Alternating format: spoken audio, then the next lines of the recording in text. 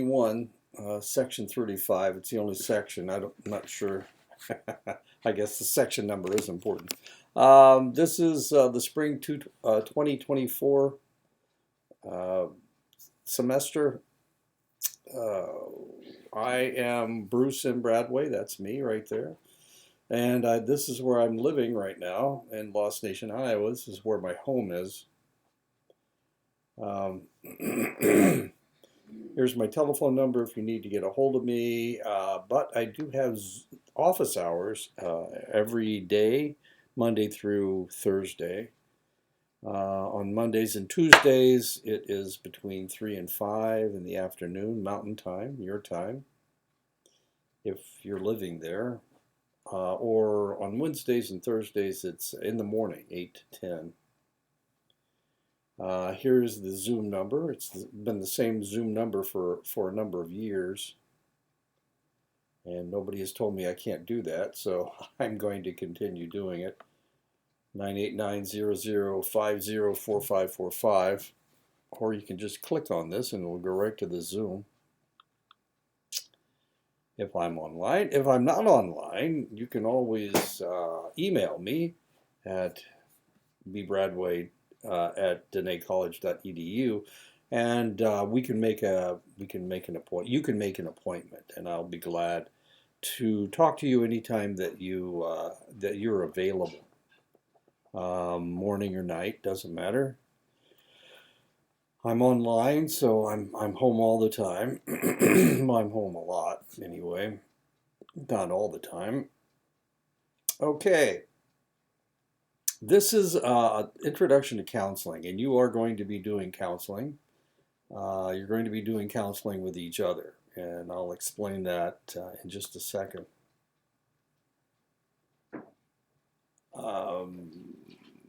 Okay, there's textbooks, pretty good textbook. Actually, it comes out of Indiana.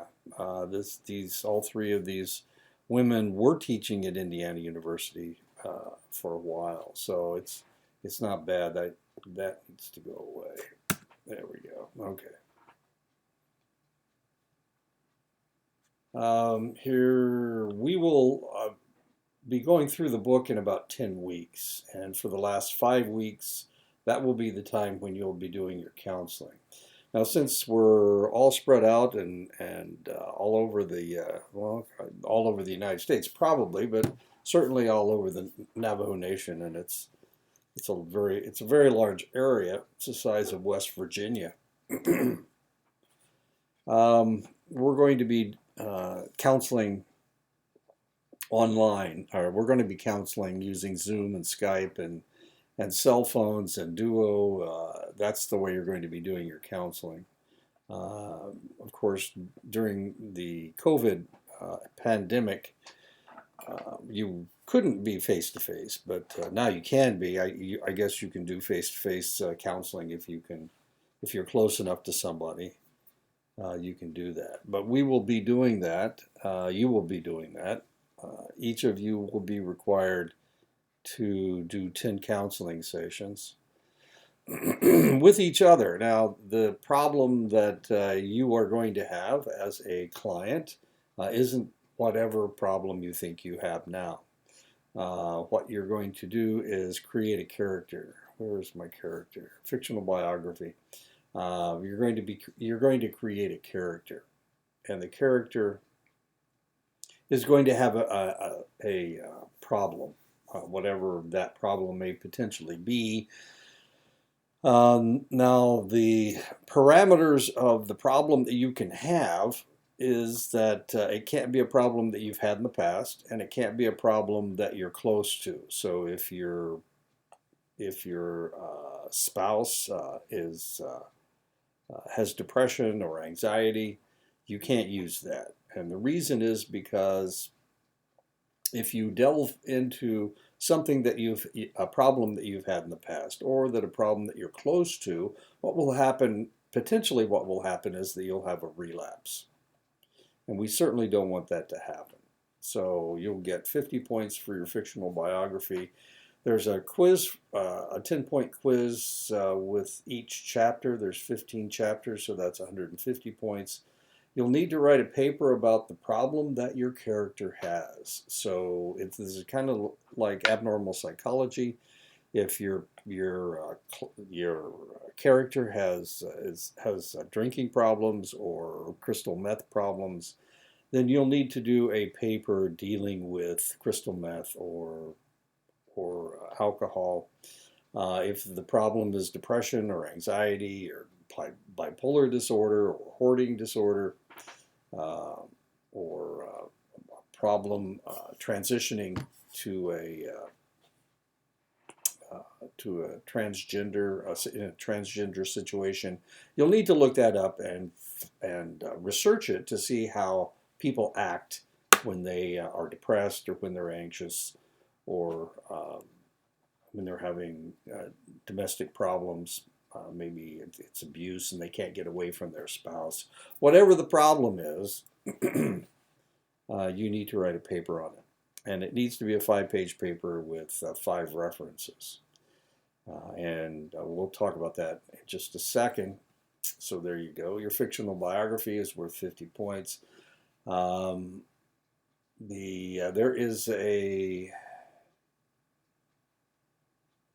are discussion questions with each chapter, and there's 15 chapters, but I think there's only discussion questions with 12 of them. This should be 120, but we won't worry about that. Fictional biography, 50 points.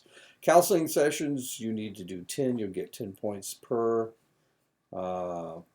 counseling session, and that adds up to 100 points. So there you go. 500 points is what you're looking for.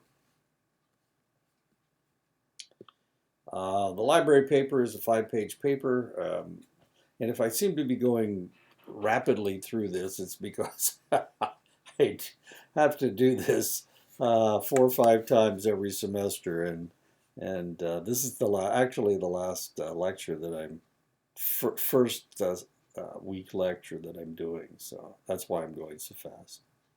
Okay, well, let's see. I do count lines. You need 115 lines, 5-page paper, 23 lines per page. That's 115 lines, and I count lines, as weird as that is. If your page doesn't have 23 lines, then you need to make it a little bit longer. Okay, you need to have this in by the beginning of March. Papers are due, I'd say two different places here. Let's take this one out. Need to have it in by the 1st of March. Oh, sorry. Okay, needs to be double spaced, 1-inch line margins, 12-point font. That needs a dash, a hyphen. Okay. 5 references. You can use any good journal, any journal. Online postings, of course. And there's how I will grade it. Class counseling. Okay, the class counseling, you'll need to make contact with your classmates. Because you'll be trading counseling sessions back and forth. You can do it in any configuration you want. You can do 10 different clients. You can do 5 different clients twice. You can do any configuration you can work up. That's fine. You'll be writing your notes on the counseling session, and you'll be placing them on the internet. And we'll be talking about this. It'll be in the discussion questions under the client's name. But we'll be talking more about this. As a matter of fact, I'll probably talk about it with every lecture. Okay, what else?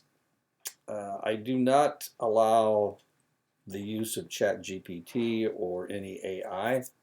There's a reason for this. The reason is because I want you to learn this. I don't want you to utilize some other format in order to write your paper, in order to write your counseling sessions up, in order to do your discussion questions. It would be really hard to use discussion questions because the discussion questions don't have answers that could be found on the internet. A lot of times I will ask you about things on the Navajo Nation, and if you want to find things on the Navajo Nation in ChatGPT, good luck with that. They don't know the difference between a Blackfeet Indian and a Navajo. I can tell you, they're not that knowledgeable. So I wouldn't do that. Don't sell yourself short, and I do consider it cheating. So don't do it. And of course, plagiarism. There we go. Okay, sorry that I went through that so fast. We'll be talking more about the requirements. Let's go ahead and get into chapter 1. Yes, save it. Importance of self-understanding. I really like that sculpture. It's this man creating himself. So, importance of self-understanding. There we go. Understand the client's personal beliefs. This is one of the main things that you need to do. You need to understand their culture. You need to understand where they're coming from. You need to understand the family dynamic. There's a lot of things that you need to understand. So you need to see the world from the client's perspective. Not the easiest thing in the world. Most of us interpret the world from our own perspective and don't try to see how other people are thinking and reacting to things. We only care about ourselves, and that's okay. It's okay for you, but when you're trying to help somebody else, you need to help them from their perspective. This will be influenced by different aspects of the client. The client's cultures are extremely important. You all may be thinking, well, I just want to help the people on the Navajo Nation, but the reality is, what is it, about 5% of the people on the Navajo Nation are not Dene. They're members of other indigenous groups. I know several. I've had several friends. I had one friend that was when I was in Saley that was a Comanche. He was from Oklahoma. I've had students who were Blackfeet. I had a student who was Grovon from Montana. Salish Kootenai. Lots of different people on the reservation. So the probability is that if you stay on the reservation, you will be counseling individuals who are Dene. But if you are, from time to time, you may run into people that are of other indigenous groups. You may run into individuals of different ethnicities. There are a number of Hispanic people on the reservation. There are a number of white people on the reservation, Caucasians, European, Americans. So the probability of only running into Dene people to counsel is fairly remote. If you go off the reservation, I can assure you that most of your clients will not be Dene. But the culture is very important, and it's very important to be able to understand where the individual is coming from as far as their culture is concerned. The client's race is also important, and the reason this is here is because, like I said, the authors are not from the Navajo Nation. The authors are from Indiana, the University of Indiana, and in Indiana, the vast majority of people are European American, but there's a large population of Hispanic and African, but especially African American individuals. So the race is extremely important as well. You need to understand how they feel, and potentially one of the things we're going to be talking about is that just because somebody is something, they're African American, they're Jewish, they're I just watched a movie about Jewish Americans. No, they were Israeli. Anyway, not important. But you need to understand how they feel and where they're coming from. And it's probably different from your own ideas about things. You may be running into people from a different part of the reservation, a Dene person from Kienta, someone who's Mormon, an individual who's from the Crown Point area, the checkerboard area down in New Mexico. Are people from Tuba City like people from Window Rock? People that live more rural, like in Crystal, are they the same as people who live in Chinle, or some people that live in Tuba City? And if you think they are, you may be right in some situations, but they may not be. They may have different mindsets. I had a student who was from up in the upper left-hand northwest corner of the reservation, and he said he keeps seeing these hogans made out of wood, made out of logs, and he said where he comes from, they don't have any log hogans. They're made out of rocks. They're made out of stones, piled stones. And he just thought it was a little weird. If you can find enough logs, you use them as your roof, is what he said. So people are different, and people are different wherever you are. How strongly do they identify with their racial structure? This is extremely important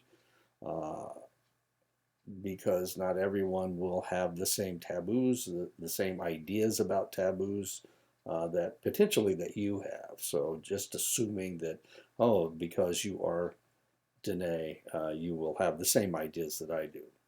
You'll have the same ideas that Wilson Aronelf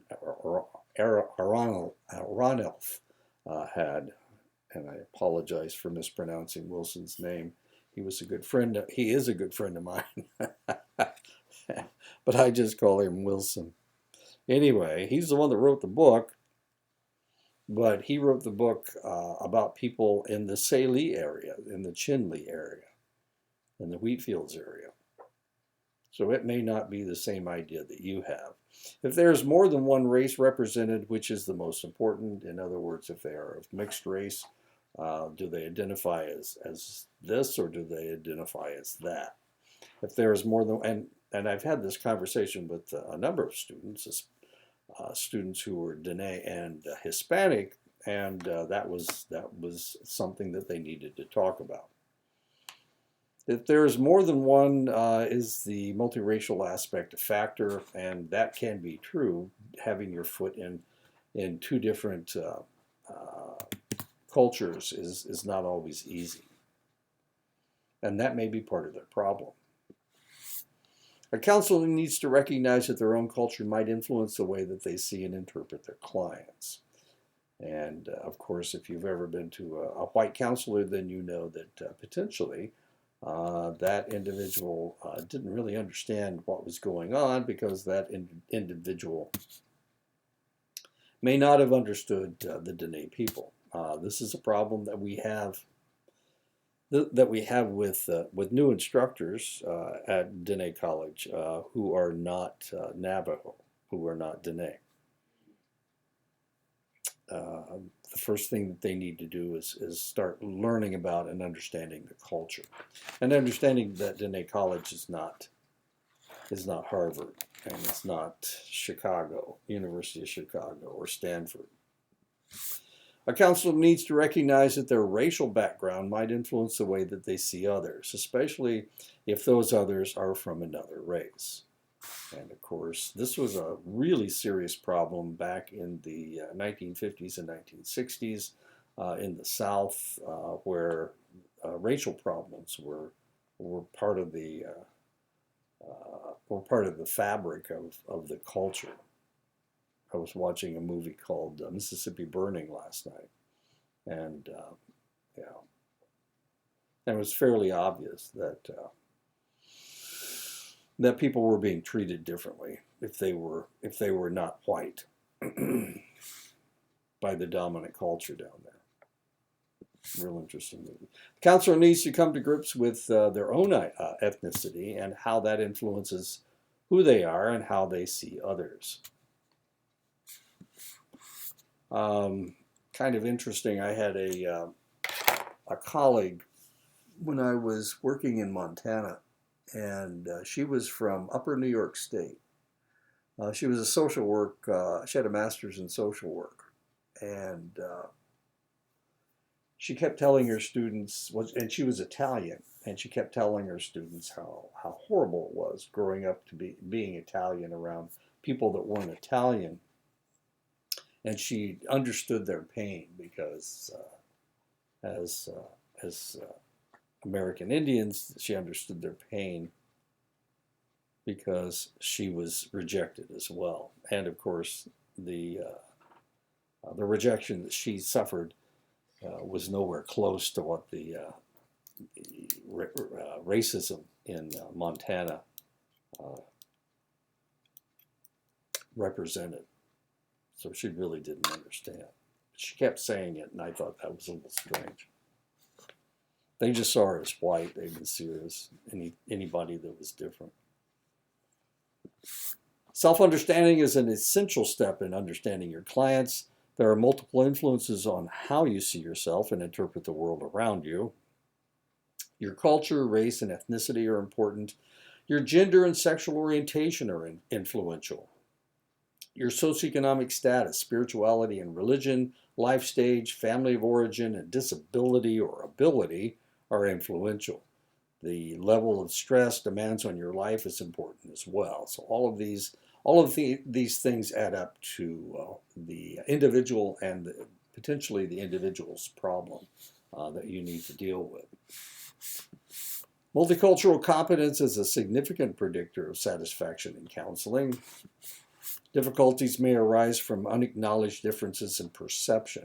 And of course, this is one of the things that you need to determine as quickly as you possibly can. And in order to do that, you need to have as open a mind as you possibly can have. It is critical to examine beliefs, assumptions, and biases.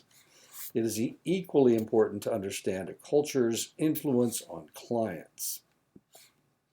We read about other races, so how do we learn about other cultures? We read about other races, cultures, and ethnicities with the understanding that many times the information that we are getting is dated. In other words, this may be a book that was written in the 20th century, in which case things have changed. We're almost 25 years into the 21st century. So things have changed a lot. So if you're reading something from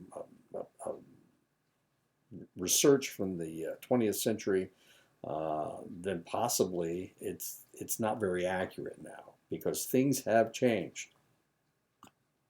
But you need to see what you need to find out as much as you possibly can, and reading is a really good way to find out about races, cultures, and ethnicities. We recognize the strengths and weaknesses of dominant and minority racial groups. Just because someone is in the majority of people in the United States are European American doesn't mean that they don't have problems. And as we are going to find out, the group that commits suicide more than any other group are indigenous people in the United States. And number two are European Americans. The people that commit suicide the least are Asian Americans, African Americans, and Hispanic Americans, as weird as that may seem to you.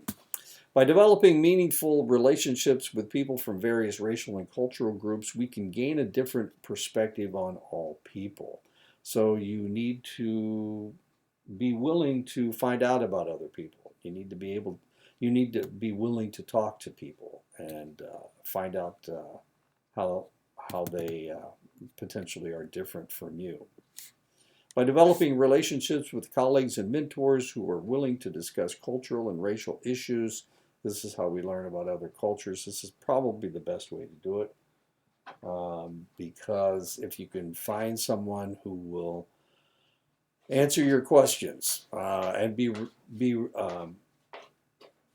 accurate about what they have to say, that is probably the best way to learn about other cultures.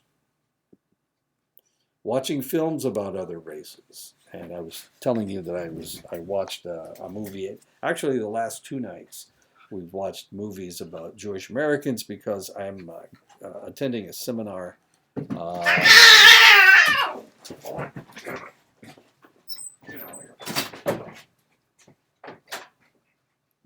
Sorry. Watching films about other races, I watched a film about Jewish Americans or Jewish.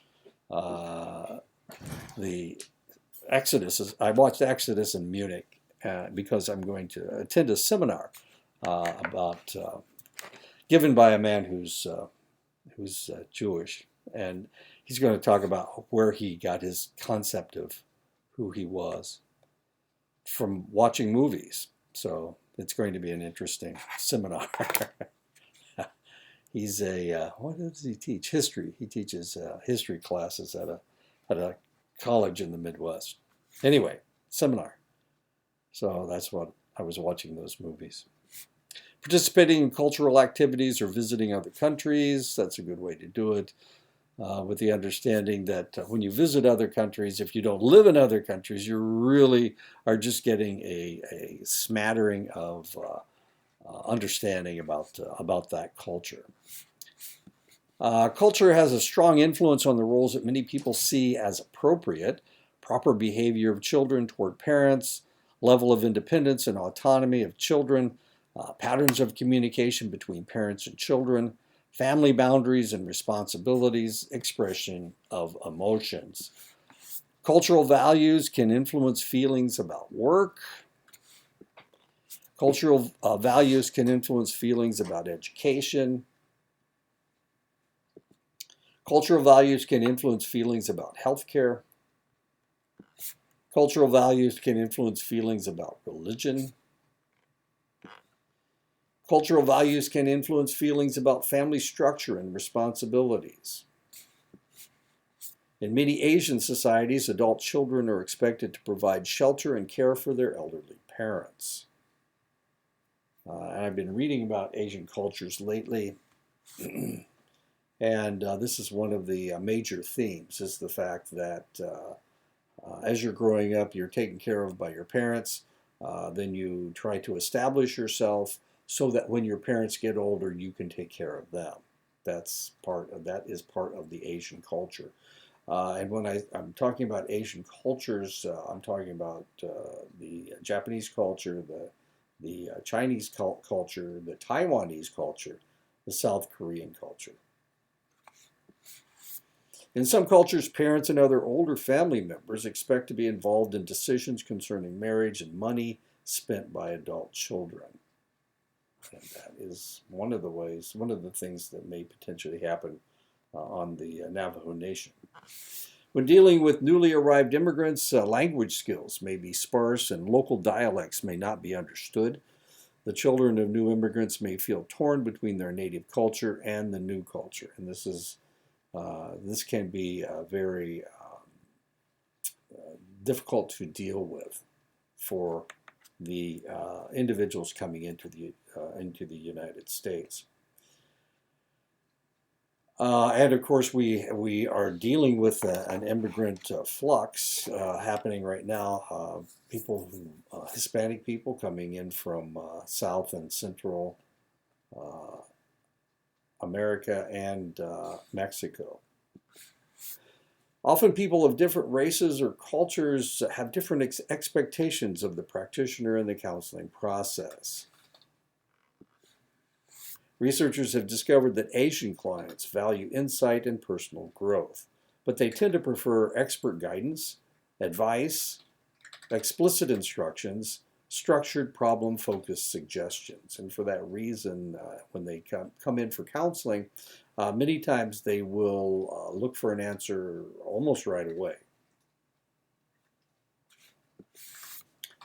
When dealing with American Indians, a counselor has to gauge how traditional the individual is as to determine proper, appropriate, and timing of eye contact, how directly to come to a point in a conversation, personal space, and facial expressions.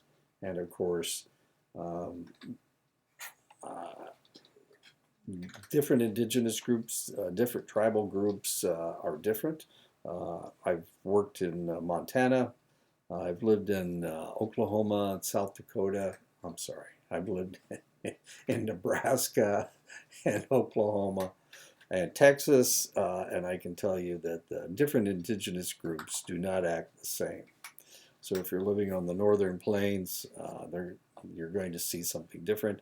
I had a lot of friends up in Montana who were from different groups. There's 7 different reservations up there, and I can tell you that people from different reservations do not act the same in Montana, despite the fact they're they're not all northern plains.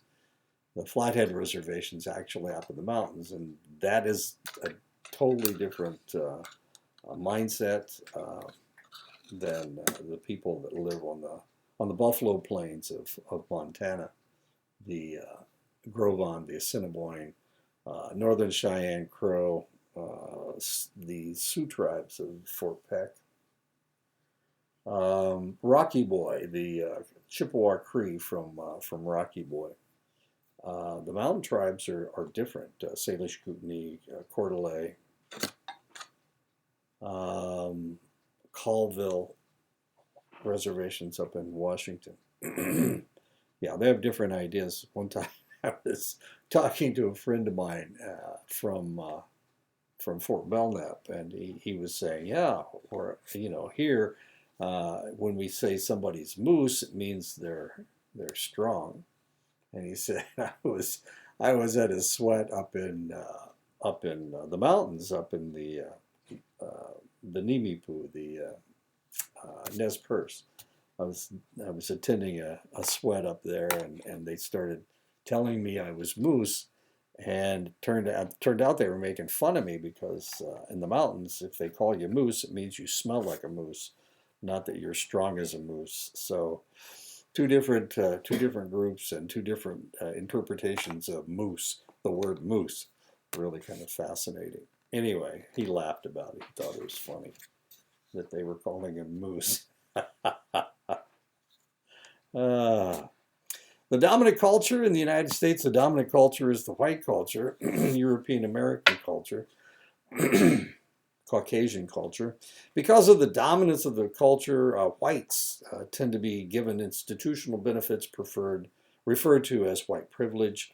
A lot of people don't, or some people pretend it doesn't exist, but it certainly does exist. Whites often do not recognize that they are privileged because it is the norm. Just like attractive people don't recognize that they are privileged, tall people don't recognize that they are privileged, athletes don't recognize that they are privileged. But the reality is, if you're an attractive, tall athlete, then you tend to get away with things that other people don't. Attractive people especially get away with stuff, whether they're male or female. People like to be around attractive people, and they assume that because of their facial structure or whatever, or body build, that they're nice people. But that doesn't always occur.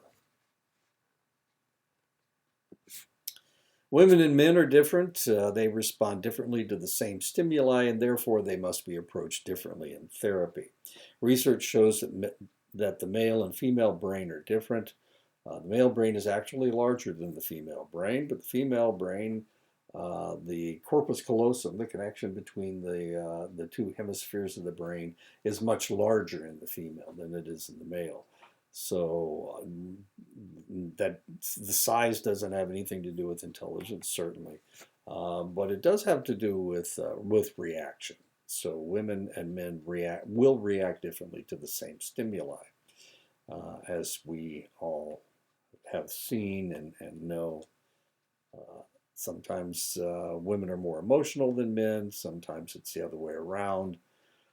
Some men have a difficult time getting out of their mindset that they have to be strong, that they can't be emotional.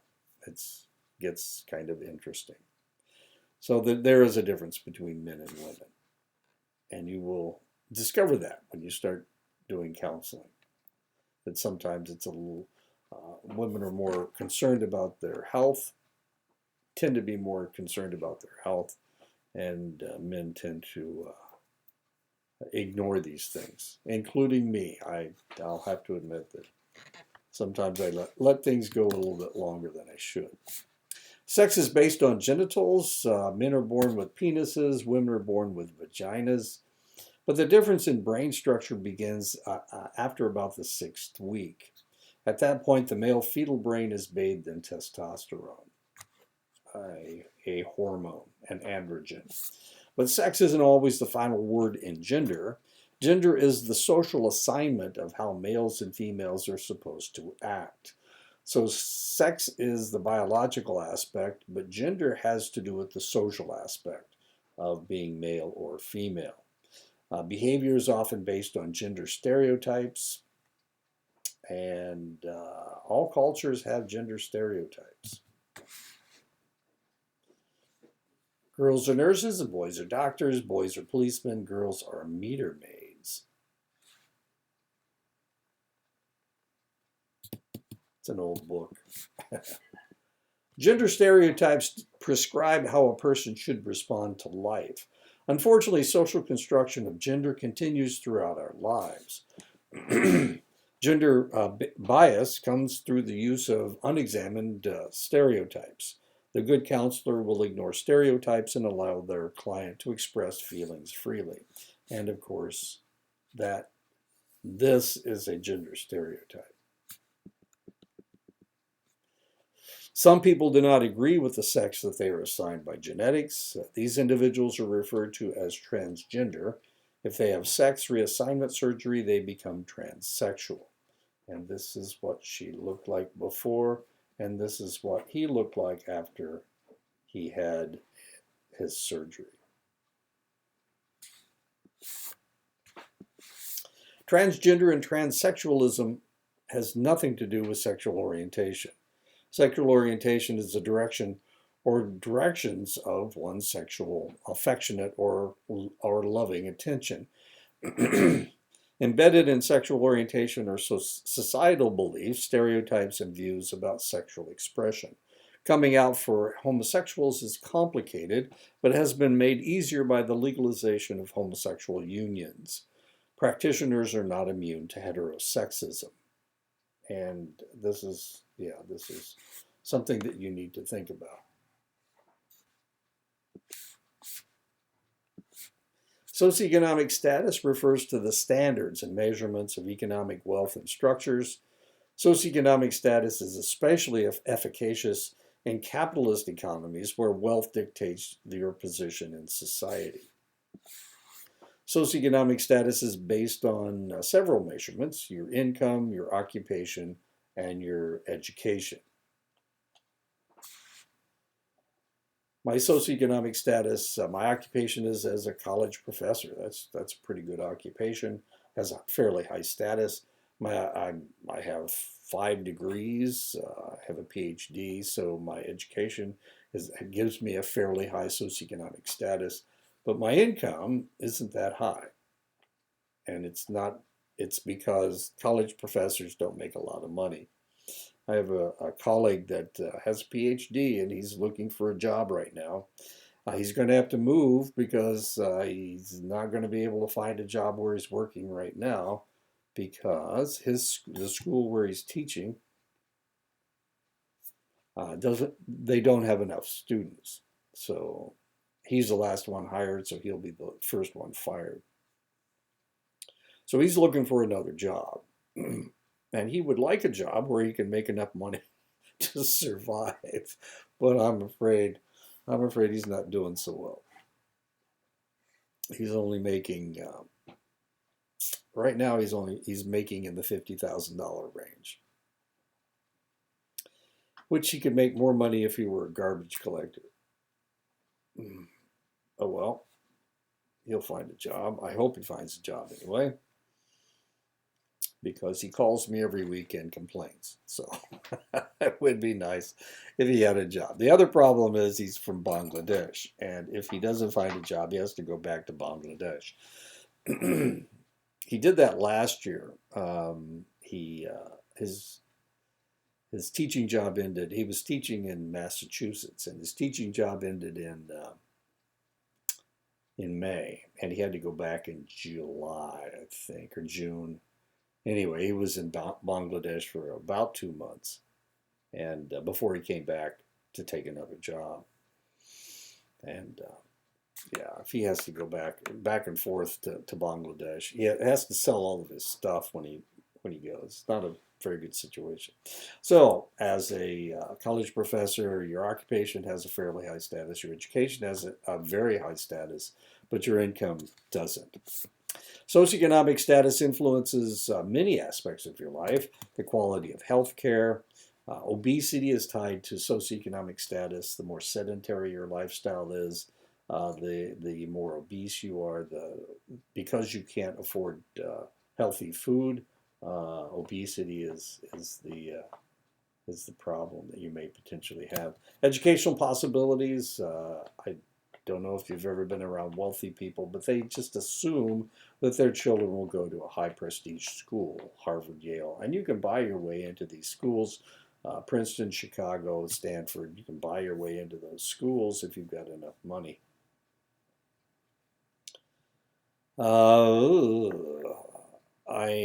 Let's see, how can I explain this?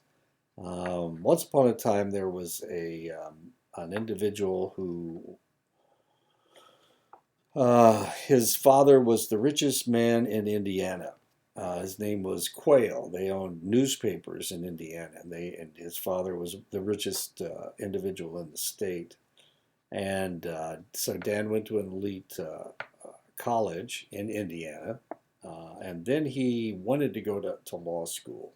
He wanted to get into politics. Well, he didn't really study very hard when he was in college, so his grades were mediocre, and he wanted to get into law school. His name was Dan Quayle.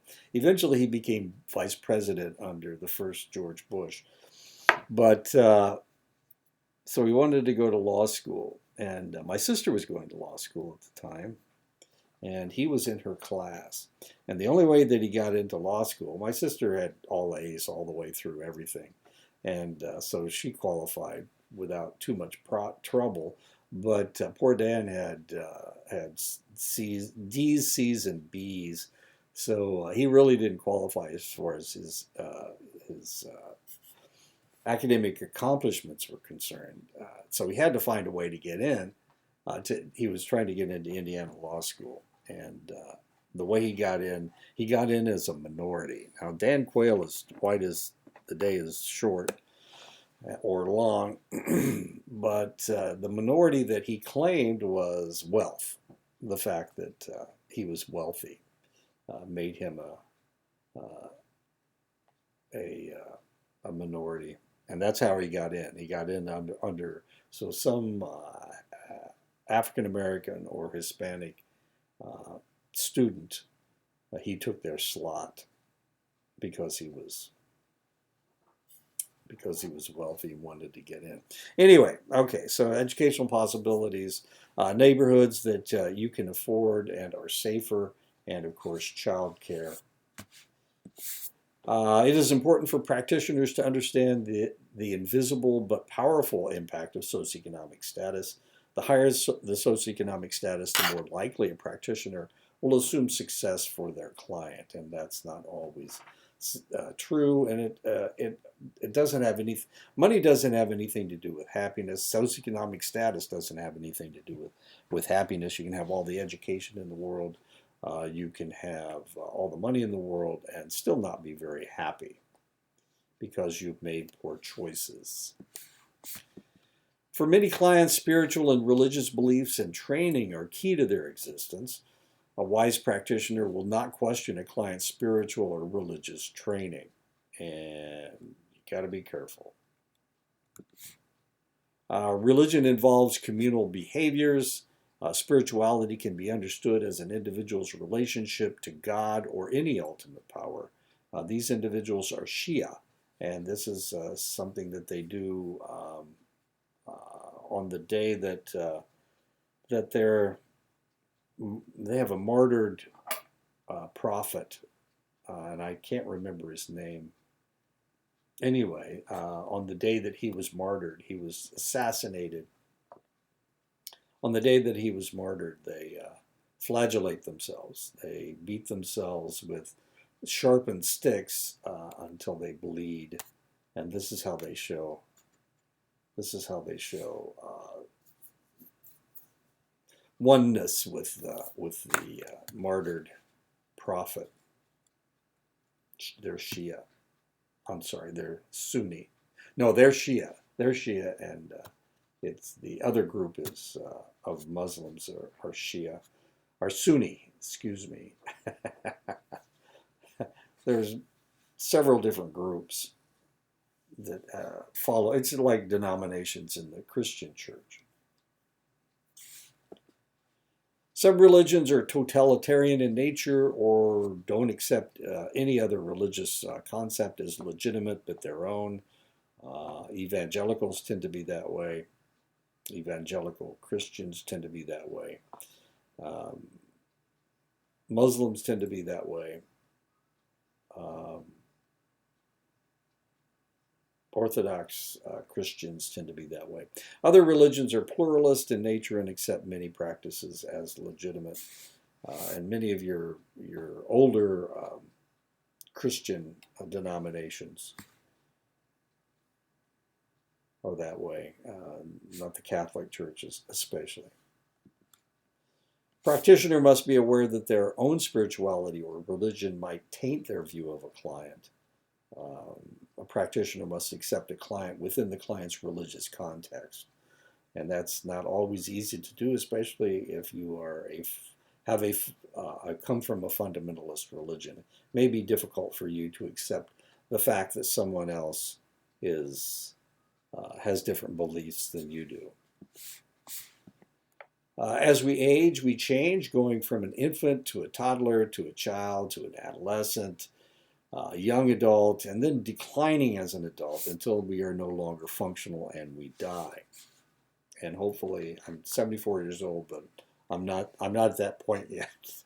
I don't think I am. Life stages are influenced by your biological development. Erik Erikson identified 8 life stages that occur in everyone's life tied to a psychological crisis that must take place for the individual to develop normally psychologically. And of course, you go through this crisis and then you advance to the next stage. And if you don't go through these crises, then sometimes you get stuck in an earlier stage. The first life stage, hope, is that of an infant and runs from birth to the 2nd year. The crisis that must be resolved in the first 2 years is trust versus mistrust. Will the caregiver be there when the infant needs food, succor, and a change of clothing? Should I trust this adult? The second life stage, will, begins with potty training somewhere in the 2nd year and runs until the child is completely potty trained. The crisis involved in the 2nd stage is autonomy versus shame and doubt. Will they be autonomous or will they feel shame for not having the ability to do this? And of course, it's not just potty training. It has to do with everything in life. So an individual that is sloppy, is a slob, and doesn't live in a clean environment. A lot of times it's because they were not properly potty trained. At least that's what Erikson said. And that's also what Freud said. The third life stage, purpose, runs until the child starts school at age 5. The crisis that the preschooler goes through is initiative versus guilt. Has the child been allowed to express their desire to discover the world on their own? And if this doesn't take place, of course, then they are dependent, overly dependent on their caregiver. The fourth life stage, competence, involves going to school and developing a whole new social interaction. The fourth crisis is industry versus inferiority. Will the child strive to compete on an equal level with their peers? And the reality is that competition is part of life. So everyone needs to compete. They need to know where they fit into a social structure. And will they try to do the best job they can, or will they continually feel like they are inferior? The fifth life stage, fidelity, encompasses adolescence and all the problems fraught from that transition. The crisis that Erikson identified at this point in life was identity versus role confusion. Who will I be as an adult? And of course, everybody goes through this. You're a kid and you're treated like a kid, and then all of a sudden you start to grow, and people start thinking of you as an adult. Your brain changes. If you're a male, you get bathed in testosterone. If you're a female, you start having menstrual cycles. Your menstrual cycle begins. And this is a huge life change. You're changing from an individual that is being taken care of to an individual that has to take care of themselves. You are changing to a reproductive being, and you need to take that responsibility as well, especially if you're a female, because females are the ones that nurture, that give birth to the children. So this is gigantic. It's such a huge life change. I can remember when I went through puberty, how my thinking process completely changed from the way it was before. The sixth life stage, love, occurs as a young adult. The crisis that Erikson identified at this point in life was intimacy versus isolation. Will I pair bond and have children, or remain alone? And of course, in today's society, with the size of the population, a lot of people, especially in urban areas, a lot of people are choosing to not have children, to stay single for an extended length of time. Really kind of fascinating to watch this whole process. The seventh stage, care, involves getting older and runs through the heart of the individual's working years to retirement. The crisis involved is generativity versus stagnation. Am I going to nurture the future generations, or will I just sit here and not? The last life stage, wisdom, deals with an individual's declining years and ends with death. The crisis the individual faces at this stage in life involves a life well lived or a life wasted, and the crisis is integrity versus despair. Different rates of physical development and social pressures influence life stage decisions. Some people may go through the life stages quickly because they were forced to support their family at an early age. Others may delay getting into adulthood because life situations have not forced them through identity versus identity confusion. This is one of the things that happened during the Vietnam War. These individuals went off to war. As soon as they graduated from high school, they were drafted into the military, usually into the Army, sometimes the Marines. Never the Navy. Everybody wanted in the Navy. Because you were offshore. Didn't have to worry about going in and doing battle. The North Vietnamese didn't have a navy.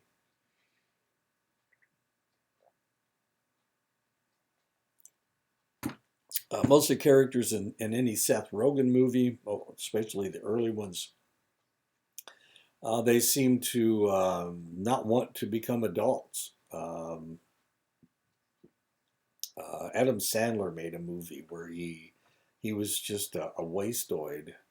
And his father, what did his father do? His father said he would give him money he would give him his inheritance. He was wealthy, and his father told him he'd give him his inheritance, but he had to go to pass, had to go through school because he'd never passed anything, didn't graduate from high school, didn't go to college. So he needed to graduate from high school. And so he goes through the life stages, through the school process very rapidly. And Seth Rogen movies, they're always smoking pot and staying home and just being a waste. Oddly, during adolescence, everyone wants to fit in, but adulthood means establishing your own identity. So there is a point where people, before you're with your high school buddies and everybody wants to be the same, but then after high school's over with, you have to strike out on your own. So all of a sudden, you have to establish your own identity. Practitioners help clients deal with challenges of life stages. Not everyone passes through or is allowed to pass through the life stages at the same rate. Some people are assisted through the life stages, other people have to make it on their own. And I can't remember why I put this picture in here. I apologize for its prurience. But you get the symbol, the message is that those two men are fighting over the woman. And she seems to not mind it at all. Family influences our worldview. What we are told as children will temper the way that we deal with people outside the family all of our lives. Even the concept of family may be skewed by those who we grew up with. I grew up in a family, I had a mother and a father. When I had children, my wife left me after 4.5 years of marriage, and we had 2 kids. And I was a single parent for 5 years. Now my daughter has decided to have a child, so she found a willing participant who impregnated her and then immediately left. This is how you see things really changes what's going to happen in the future. So potentially the fact that my wife left when she was 4.5 years into marriage, my daughter was only a couple of years old when she left. My son was less than a year old when she left. That may have skewed her idea of what marriage is supposed to be. Of course, I've been married to my wife for 44 years now. Is that right? Yeah, 45, and be 45 years in June. Understanding how we have been affected by our own family helps us recognize these experiences as personal and not assume that the same meanings and experiences are true for others. One person may have had no support from their parents.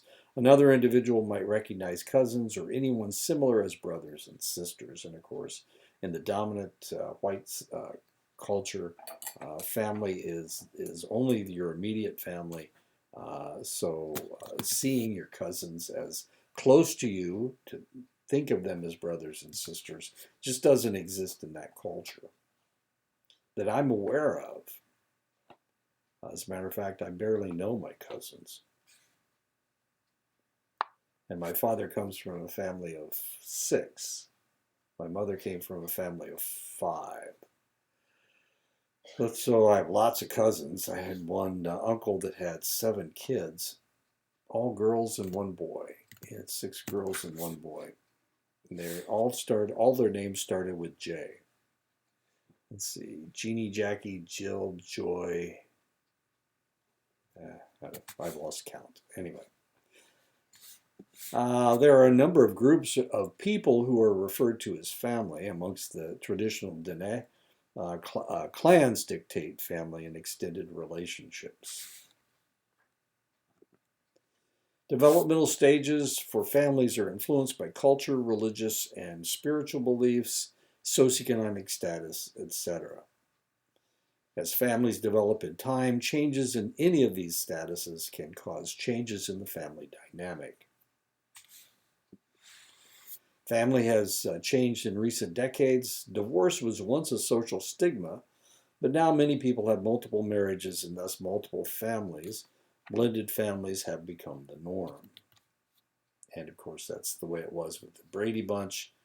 I can't remember. I think both of their spouses died, and she had the girls that were just happened to be the same age as his boys. Strange movie. But blended families are fairly common now. When I was young, divorce didn't become really acceptable and legal until the 1960s and 1970s. Before that, to get a divorce was almost impossible in the United States. But they liberalized the divorce laws in the 60s and 70s.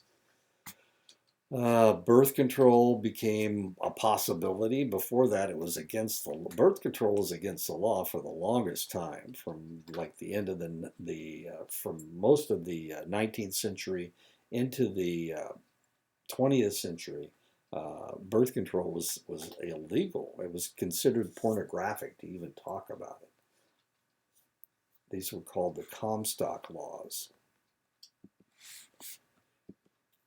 Disabilities are a fact of life. With every ability that we tout, there are those, including us, who may lack that ability. I can remember lots of things that I have a hard time remembering. The lyrics to song. I have a hard time remembering lyrics to songs. For some reason, I have a mental block about lyrics. I also can't swim. My mother has tried to teach me to swim a couple times, and she almost drowned me a couple times because I'm a sinker. I just go right to the bottom. She didn't understand that because she can float. She says, "Here, look, all you do is lay back." Well, if I lay back, I go right to the bottom. I took a swimming course with the Red Cross. And I could make my way across the pool, but I was like two inches below the surface of the water. I can swim. I mean, I can move my arms and get from one place to the other, but I have a real hard time breathing. They try to teach us to tread water, and everybody else is just kind of moving their arms real slow, and their heads up and their chest is out of the water almost, and they're just doing a really good job, and I'm just fighting to keep my head up above water, and I'm just moving my legs like and my arms like crazy, because as soon as I stop moving everything, I just go right to the bottom. Call me lead ass if you want, I guess. Disabilities come in all shapes and sizes. Some make life a struggle, while others, like my lyrics phobia, have very little impact at all.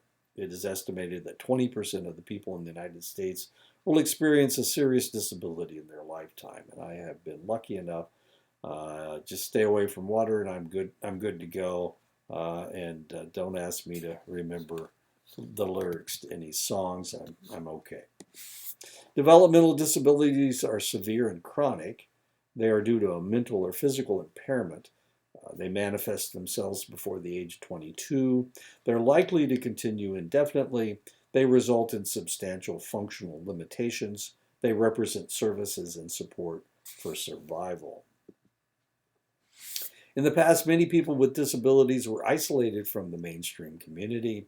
However, through legislation, people with disabilities are now afforded the opportunity to live lives as close to that of a non-disabled person as possible.